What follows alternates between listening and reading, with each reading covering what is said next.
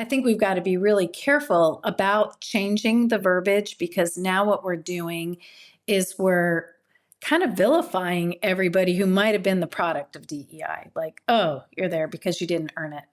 And so words do matter, but the words that even the words that SHRM came up with, I'm like, seriously? I mean, right? We're HR people. Can we do a little better than this?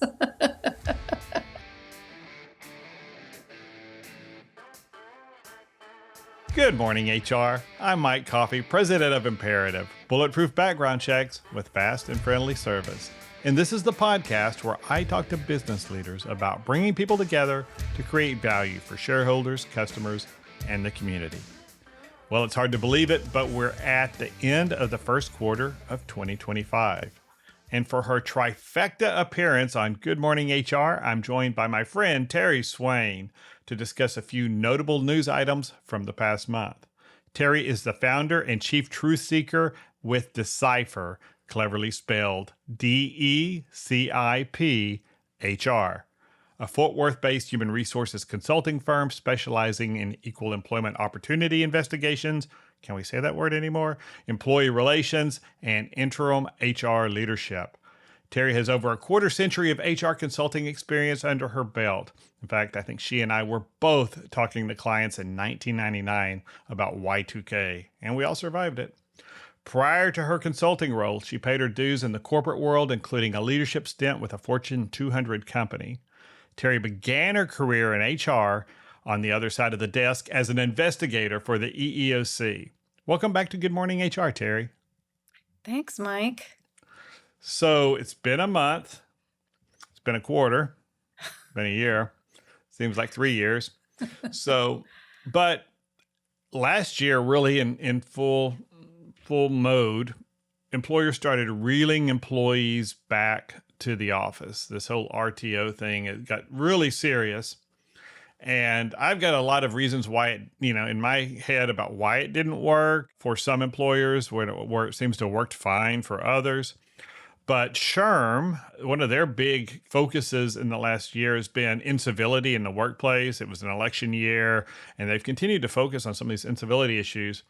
And they did a survey and said that employees at companies who have an RTO mandate reported 63% more acts of workplace incivility compared to those without an RTO mandate. I think this is like a no-brainer, right? If people got used to working at home and they don't want to work and they don't want to go into the office, either they're going to be cranky and be incivil, or maybe it would have been the same level of incivility if these people have been working together and brushing up against each other all day long, every day anyway, because some people are just, it's easier just to get along when you can just, put their picture up on the Zoom screen and you don't have to actually be in the same room with them. But what was your take on the SHRM? Well, I think a few things. I think one, think about this. Like, my daughter works in Houston. She lives in the Woodlands. Her business moved from downtown to further south because it was cheaper, right? We don't have people back at the office. Now they're bringing her back to work. Now she has a 2.5-hour commute. Ooh, each way? And back. Oh, yeah, each way. 2.5. She's driving for 5 hours a day. She's driving, yes. So think about that. I mean, when that's you like add driving from Fort Worth down to Rockwall or down there north of Austin. Sherman. That's crazy. Yeah, that's nuts. Right. Wow. So I think, you have to add that. Like, commuting is like the most unproductive, first of all. So you're sitting in traffic and then you're unproductive. You could be at home at your computer. So you're grouchy when you get to work, right? And I think the other thing, though, is, and I think it was Chipotle did a study, which was really interesting, that during the pandemic, when you had a whole year when people weren't in restaurants, people lost a year of leadership skills. And think about that. So I think that, when we're at home, we jump on here. I can be polite, put my nice clothes on. I get off the phone call. I put my comfy clothes back on. I write my report. I'm productive, but I don't have to deal with people. So I think we're losing really good communication skills. When you bring everybody back to work, and I'm not a proponent for bringing everybody back to work, because I think it's not a one size fits all. You kind of got to look at your business, look at your customers, look at your stakeholders, and see what you need. But I see that incivility that uptick because I think, and we're not, some of the newer generations don't know how to speak to each other face to face as well as they do. They're better at Right. text and email. And I'm not saying that's good or bad, but it's different, right? When you're back in the office, you might have to do some more face to face. So And I it may can not just be see. the younger generation. It may be that collision between like us Gen Xers and the younger ones, and even our predecessors in the boomer generation who communicated very differently. And so when they were, a lot of those folks, our generation and the boomers who are still in the workforce, a lot of them kept coming into the office because that was their routine for 30 years before, the COVID pandemic. But now you've got these younger people coming in the office. It's one thing when you're just trading emails and once you look up what WTF means and you look up what LOL means, you can kind of communicate with them in text. But when and I just sounded like such a boomer when I said that. I know I'm glad my kids don't listen to this. But rubbing up against somebody and realizing that, you got to make eye contact with people. You can't talk overly casually with people, or, hey, these people, this generation does speak more casually, or they speak their mind more. They don't have a sense of, what's politically correct in an office politics kind of sense about what you do and don't say to a supervisor or to a peer. And they're having to figure that stuff out. I know that my son, who's 25, was at UT in mechanical engineering during the pandemic, and he was insistent when he got out of school after a year of doing all of his school remote. He wanted to be in a workplace, and he needed that mentoring. He recognized that. He was with a big aerospace contractor here in Fort Worth. He'll go unnamed, and then he's with a NASA contractor in Houston, and doing really cool work. But he's working in both places. He worked with somebody who was a lot older, and who he learned a lot from. But he also had parents who had that same background, and he grew up and having seeing us run a company and had an idea of what a business office would what a workplace is like. I think a lot of kids coming out of school don't have that, and they're learning some of it the hard way. Right. And the flip side of that, people who are holding on to traditional values like we have to be in the work because we're a manufacturing organization and we make widgets and everybody has to be here. Well, the truth is, if you're writing reports or you're doing IT, you can be remote. Mm-hmm. And so I think there's that clash too, but it doesn't surprise me. And I've heard it called an equity issue in manufacturing sense that I've even heard HR people say, well, it seems like it's an equity issue if some people can have to come to office, come to the workplace to, attach, tab A to slot A and do, something physical. It seems unfair that HR gets to work hybrid, or the IT people or accounting or whoever get to work hybrid or fully remote. And I don't see that as an equity issue. That's just some jobs require you to be there, and some jobs don't. Well, and that's why I think we always have to step back as business owners and business leaders to say, what makes sense for our business? Because owning less real estate may make sense. Sure. Having your salespeople nearer to their customers than near to the people they're working with almost always makes sense, right? So what makes sense? And I think sometimes we just try to fit this, okay, RTO, everybody's coming back to the office, so everybody's coming back to the office without thinking about, well, what makes sense? Because we're worried sometimes about fairness and equity, and I don't know. To me, it's a pretty big business issue. You and I have probably worked from home most of our career, or hybrid. Well, yeah. I was going into I need people. And so until we went remote, I was in the office every day with my employees. I never dreamed we'd go remote. And then I knew they were all so much more productive. And like you mentioned, the commute, I mean, I had an employee driving 45 minutes each way. And it was, on 35, which is not a great drive. And so I was like, this is working for us. But and I think one of the big problems, the companies I see doing RTO are often either the really large organizations where knowledge transfer is really key, where that mentoring, the accounting firms, the big consulting firms, JP Morgan, though, Jamie Dimon's gotten a lot of grief, right? In the last few, he's been really frank and blunt about it, but he's seen behavior that he doesn't think is what JP Morgan needs to be about. And he went on that rant and I'll leave a link to it in the show notes, but he went on a rant that was caught on video complaining about people on Zoom talking about their coworkers negatively on the Zoom chat. And then, of course, whatever, we've all seen those happen where it gets put out to everybody on the call sees the chat. And, but I think it's a lot of it's mentoring and stuff. But there's also the other side, though, where, and I said this in 2020, the employers who have good management performance, who have good leadership, who have metrics for their employees' productivity and quality, and have a guide for here's what we're going to get done this month, this week, today to hit our goals, and everybody's at close to full utilization, they're not going to have a problem with remote work like those companies that manage by walking around. Hurry up, look busy, the boss is coming, that kind of thing. They're the ones who are going to have the big struggle. And that's what I saw during COVID. And I think it continues. When I hear somebody who's just saying my people aren't as productive, but they're not saying it's just a culture thing and they're not getting work done as far as, their, mentorship and developing talent, which I think is key. It's just, they don't have good managers. They haven't trained their managers. So I think that's the flip side of it.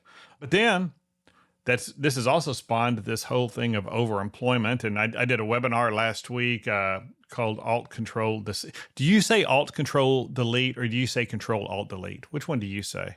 Alt+Ctrl+Delete. You say Alt+Ctrl. See, I think that's generational because the youngs, including my one of my sons said, "You're saying that wrong. It's Ctrl+Alt+Delete," and they say the control first, and it just doesn't even sound right on my. So listeners, put in the notes. Do you say Alt+Ctrl+Delete? We'll see, and put your age, and we'll see if there's a correlation between Alt+Ctrl+Delete and Ctrl+Alt+Delete. But anyway, I did a webinar last week. That's what we were talking about remote worker fraud. And one of the things that's happening a lot are, especially in tech roles, but even administrative clerical roles where people can work remote, they're taking 2 or 3 jobs at the same time concurrently.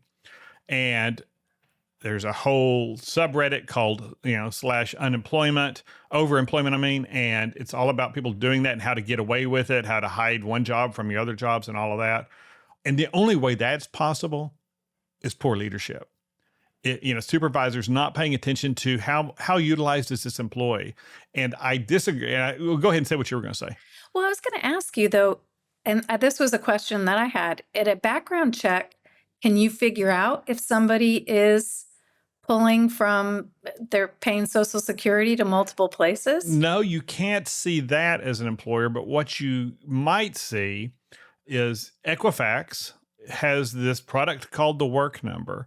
And a lot of employers, especially larger employers, don't want all those phone calls for employment verifications coming into, and so they set up APIs generally directly to Equifax and dump all their real-time employment history and all their history and all their real-time data as far as who's hired, what the hire date, term date, and all that was.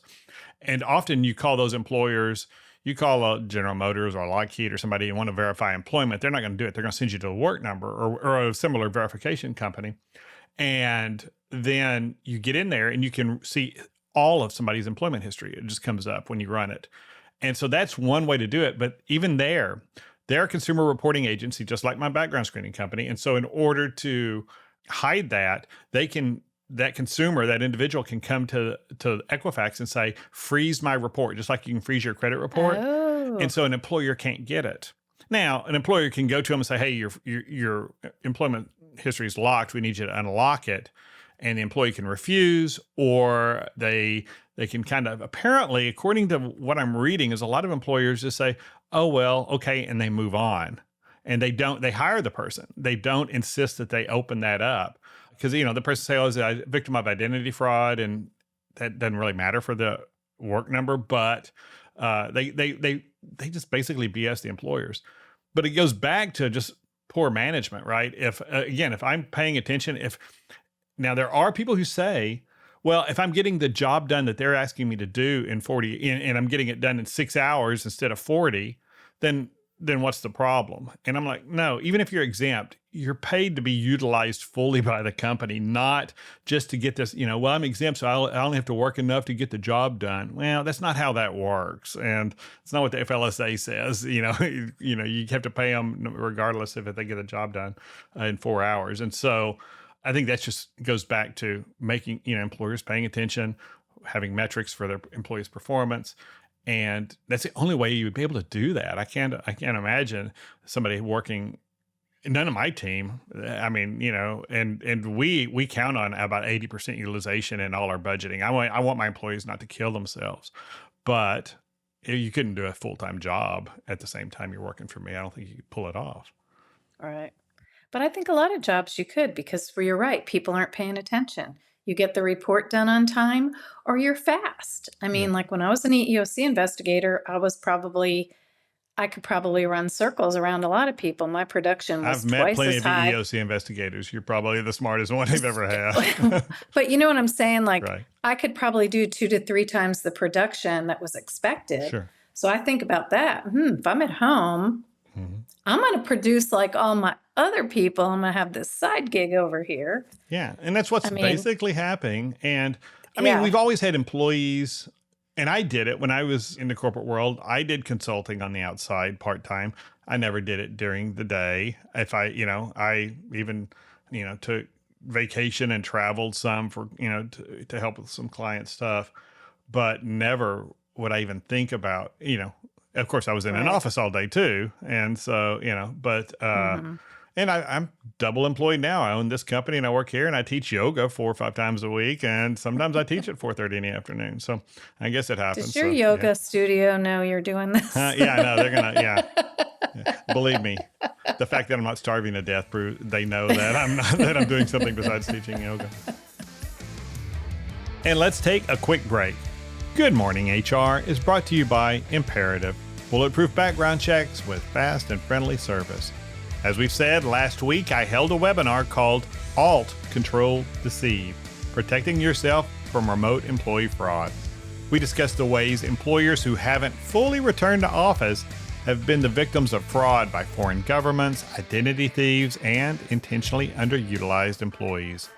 You can catch the recording of the webinar and get recertification credit for watching it by clicking on the Education tab at imperativeinfo.com. If you're an HRCI or SHRM certified professional, this episode of Good Morning HR has been pre-approved for 3/4 of an hour of recertification credit. To obtain the recertification information, visit goodmorninghr.com and click on Recert Credits. Then select episode 193 and enter the keyword Decipher. That's DECIPHR. And if you're looking for even more recertification credit, check out the webinars page at imperativeinfo.com. And now back to my conversation with Terri Swain. So we were talking about the EEOC. So President Trump, and day one of his administration, issued a bunch of executive orders. And there's a lot of talk about illegal DEI. And a lot of people have switched that, including sometimes his own spokespeople, to say DEI is illegal. But is DEI illegal, Terri? No.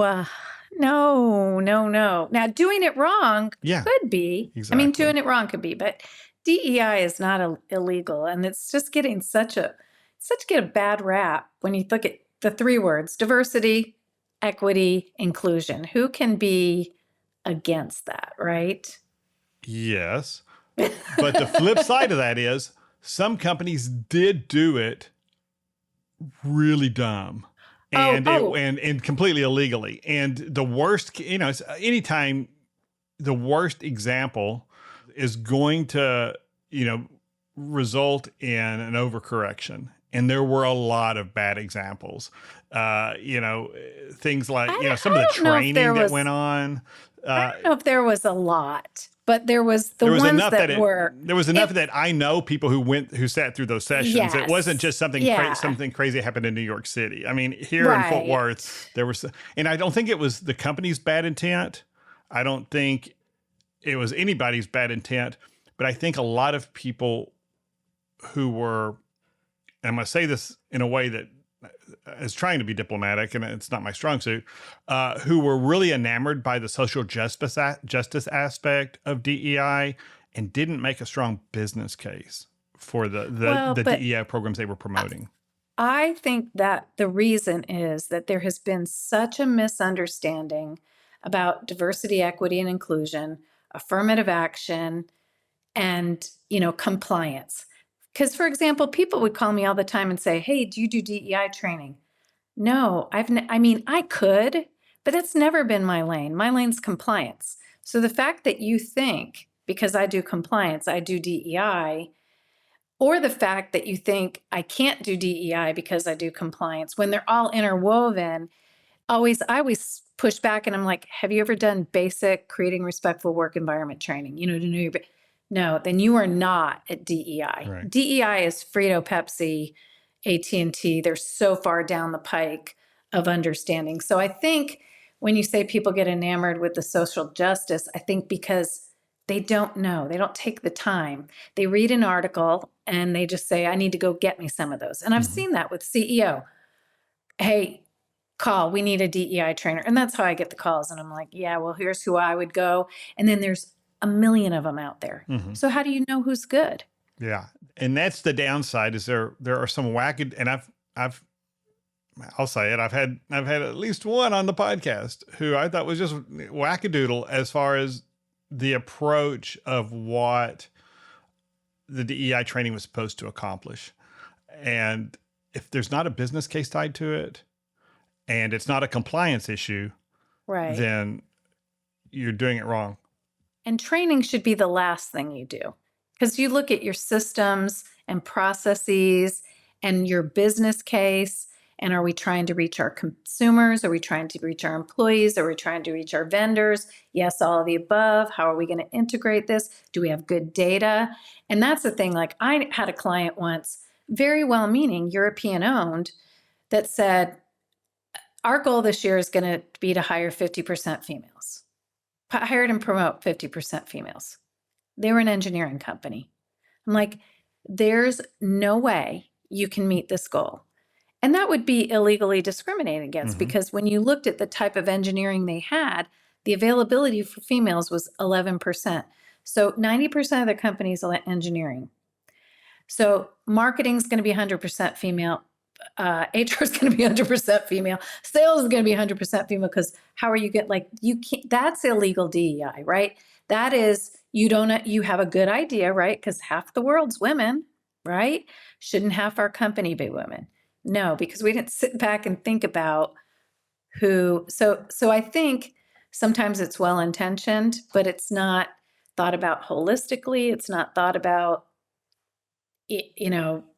how it all fits in your business. But from a compliance standpoint, even if 50% of the available workforce was women in that field, let's say it was 50% of the engineers available for women, which is probably the direction we're going if you look at the enrollment and graduation rates right now.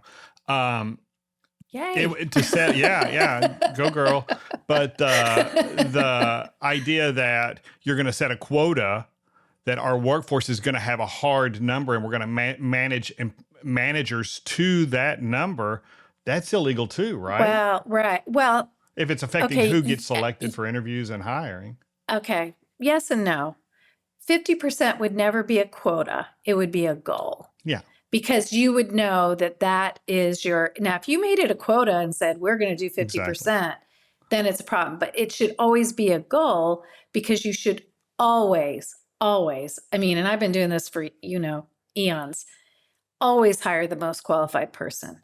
Now, if you have two equally qualified people and you have a goal, you should go with your goal thing, but you should never hire a less qualified person. But let's be honest, are there ever two people who are 100% equally qualified? No, and so they're not. So I think if gender ever comes into it, you've got a bigger issue. But even before all of this started going crazy, I had a presentation, and I've got the webinar recorded on the website called Mitigating Risk in the Employment Selection Process.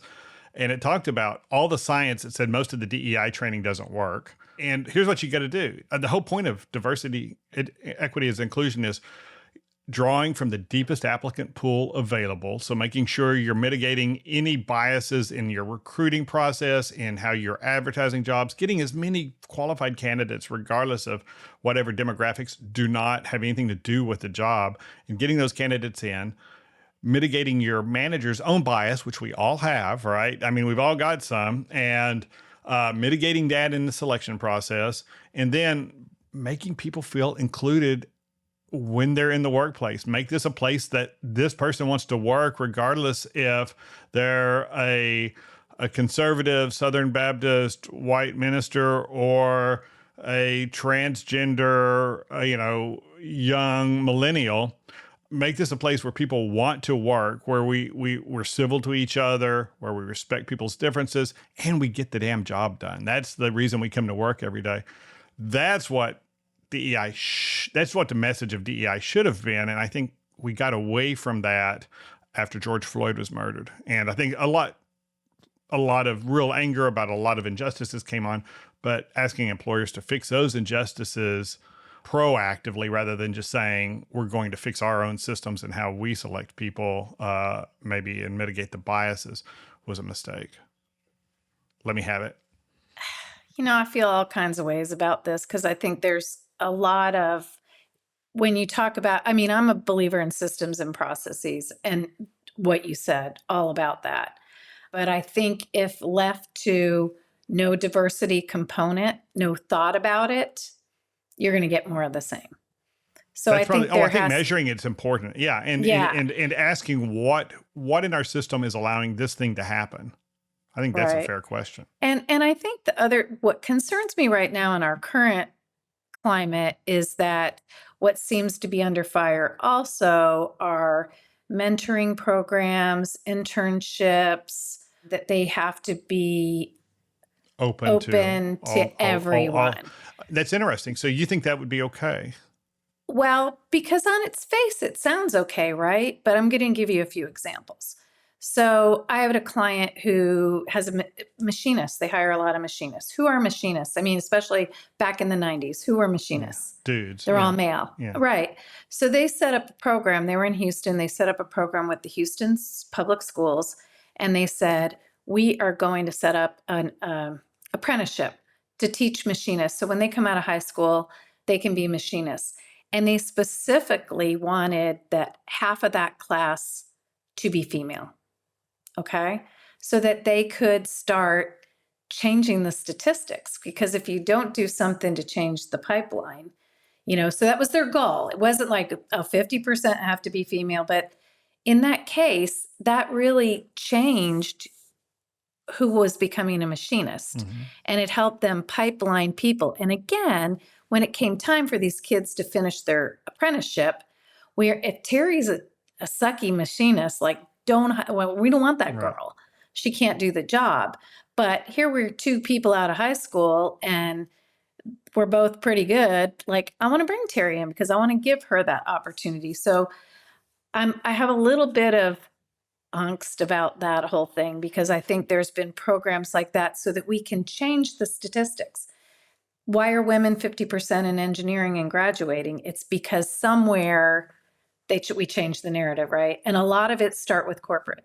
Corporate people going on campuses and getting people interested and then giving them the internship. Hey, come and work for General Motors and see what we're all about, or Toyota. And then you've had the internship, so you have the leg up. So I feel, I've got that kind of feeling. Well, and I think, that. and I'm chair of the talent committee for the Fort Worth Chamber, and one of the things that we're actively doing is looking to get people back into the trades.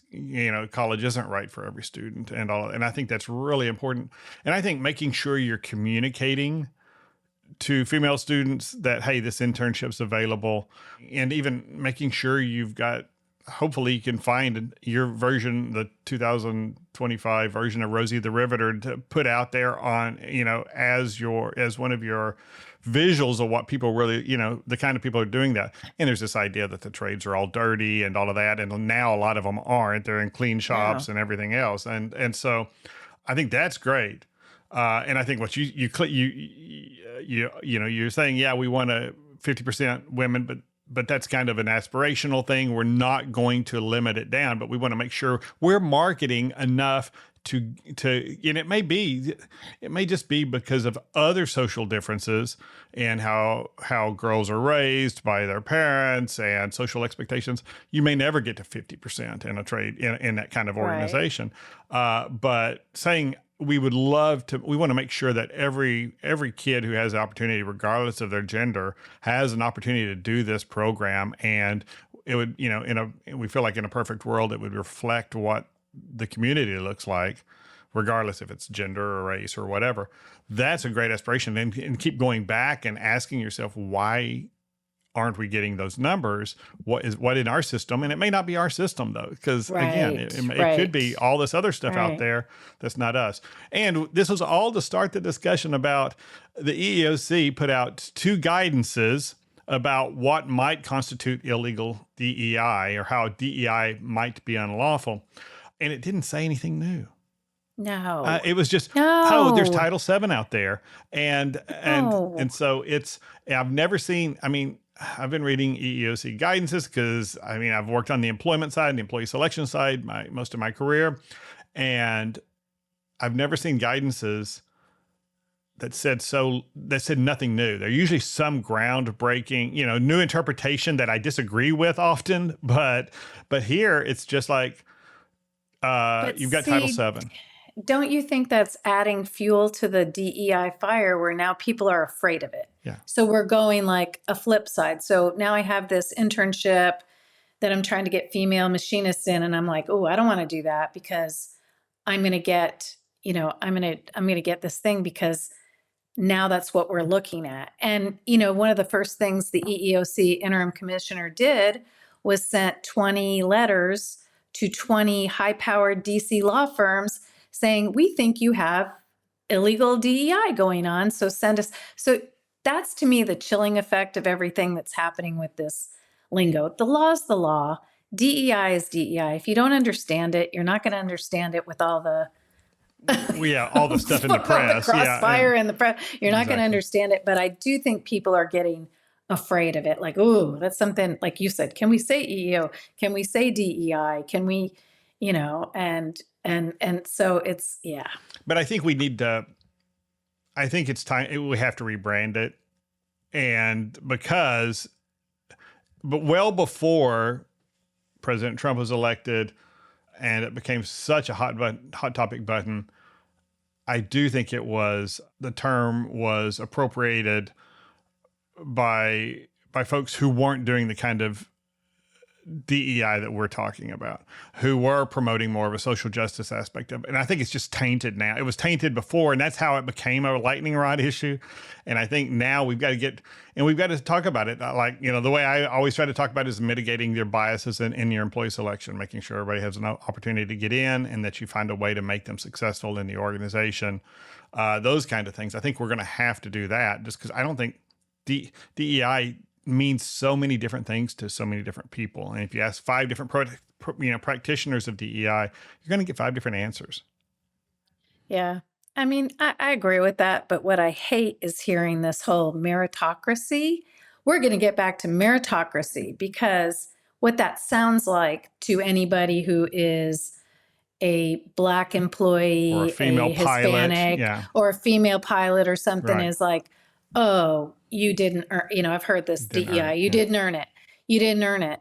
Where we know that the people, American Airlines does not, my sister-in-law's a captain with American Airlines. Nobody puts a pilot in the air. Right. Who doesn't know what they're doing. So I think we've got to be really careful about changing the verbiage because now what we're doing is we're kind of vilifying everybody who might have been the product of DEI. Like, oh, you're there because you didn't earn it. And so words do matter, but the words that even the words that SHRM came up with, I'm like, seriously? I mean, Yeah. right? We're HR people. Can we do a little better than this? Yeah. Well, and maybe because it's become a political hot button, that's another reason to rebrand it and stake out clearly right up front exactly what we're talking about. And so if you're a company, you're going to write the equivalent of your DEI statement now. Be explicit about what it really means. That like I said, it's not just rainbows and unicorns, because that doesn't tell anybody anything. But we're going to become the best company to do whatever it is we do, serving the customers we serve, because we're going to draw from the deepest pool of talent available. We're going to select from that the very best people we can find who will work for what we're willing to pay, and who, and we're going to try and keep them employees fully engaged, fully productive as long as we can, by making this a place that they want to work and they feel accepted and appreciated. So I think that's going to be the route we go. But let's talk about the new administration a little bit deeper. One of my dirty vices is Reddit, and which is a dumpster fire for very, just a collection, especially the employment related Reddits are about, unemployed, unhappy people who think that the man is keeping them down, keeping his foot on their neck all the time. But there was a post called, not from a Redditor in Oregon, not hiring Trump supporters. And the guy says that basically he's not going to hire anybody who's a Trump supporter anymore. And he says, I can't catch them all, but people are getting pretty cavalier about praising him on LinkedIn. So that'll be my guide, I guess. The work my team does requires a level of critical thinking that makes gullibility an incredibly bad trait to have. Additionally, I just don't want people on my team who hate a country that has given me everything. And he goes on. And then he said, I think it's not protected by federal state law, but I'm not 100% certain. Am I right? And as you can imagine, that blew up quickly, and they quickly locked that one down from comments. What's your take on not hiring somebody based on their political affiliation? Okay, so I talk about this in training all the time.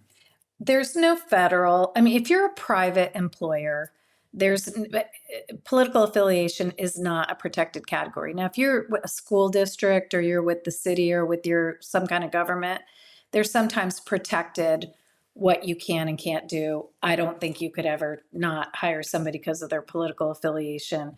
And I always caution people, you have to be careful, even in the EEO realm, of, assuming, that every Trump supporter is an old white male over the age of 40 or whatever. Like, even though that's not what the statistics are showing in the exit polls, right? Yeah.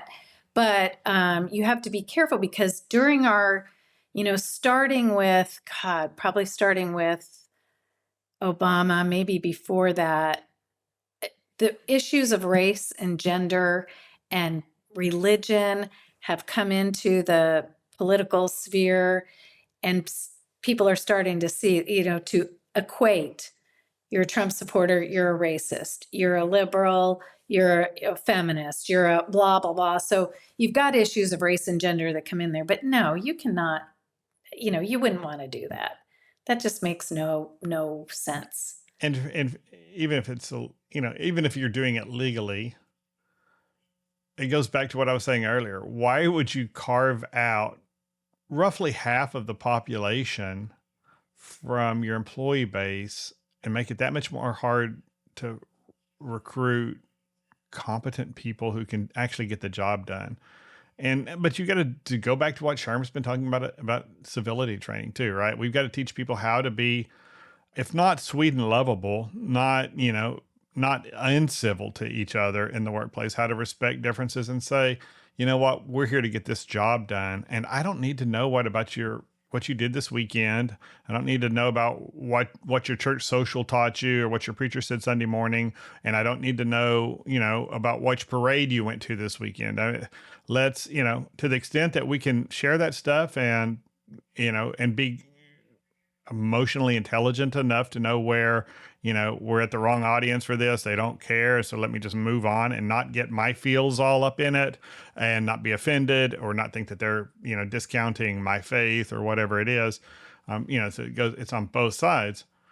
Let's just teach people to do that and move on. And then if you've got a performance issue and somebody's it's disrupting the workplace, then you address those performance issues and how those people are relating to one another.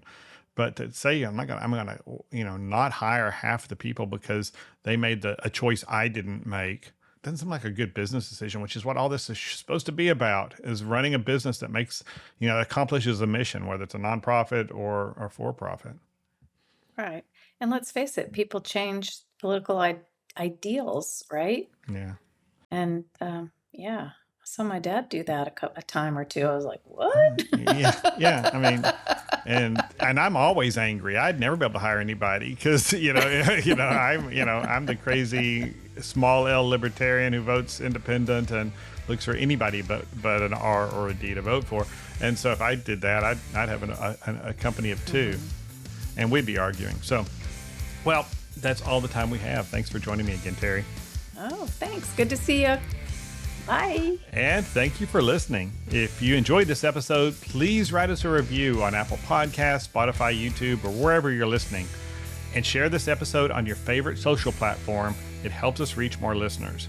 And we'd love to hear your thoughts, including whether it is Alt+Ctrl+Delete or Ctrl+Alt+Delete at goodmorninghr.com. Rob Upchurch is our technical producer, and thank you to him and Imperative's marketing coordinator, Marianne Hernandez, who keeps the trains running on time.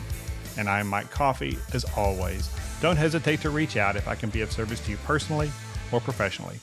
I'll see you next week, and until then, be well, do good, and keep your chin up.